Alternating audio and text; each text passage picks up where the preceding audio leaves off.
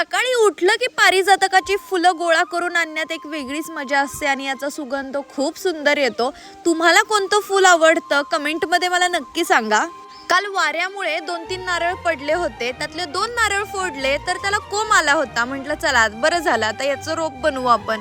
एक नारळ फोडून खाल्ला आणि त्यानंतर कुकी जरा जेरी सारखं एकदम लाडात यायला लागलीये। सध्याची रियालिटी अशी आहे की आमच्या जनरेशनला गावचं जीवन बिलकुल आवडत नाही, पण माझं म्हणणं एकच आहे, जसं सिटीचं लाईफ अट्रॅक्ट होतं ना त्याच पद्धतीने एकदा गावचंही जीवन जगून बघा, मे बी तुम्हाला हेही आवडेल। शहराच्या तुलनेमध्ये गावचं जीवन नक्कीच थोडं मागे आहे, स्लो आहे, पण याचा अर्थ असा नाहीये की गावचं जीवन म्हणजे एकदमच गरिबी। आणि यार जगाचा विचार करू नका, तुम्हाला जे वाटतं ना ते करा, तुमची स्वप्न पूर्ण करा, स्वतःसाठी जगा।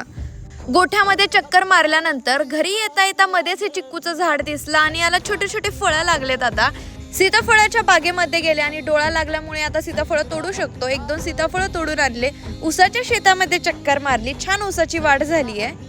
बर आता महत्वाचा मुद्दा बघा, मी लावलेली झुकिनी 1 नंबर आलीये, त्याची लागवड चालू होती, पूर्ण लागवड आता करून झालीये। माझ्या पर्सनल शेतीबद्दलचा सेपरेट व्लॉग तुम्हाला बघायला मिळणारच आहे उद्या परवात। आमच्या आजीला भेळ खूप आवडते, त्याच्यामुळे काय आम्हालाही नाईलाजाने सारखी खावी लागते। कुकीचा मी लाड करते हे बघितल्यानंतर जेरी जेलस होऊन माझ्यासोबत खेळायला आली। पॉवर लिफ्टिंग मधून छोटासा ब्रेक घेतल्यामुळे मी माझा क्वालिटी टाइम स्पेंड करते गावाला। शेवटी आहेच मला गावची ओढ।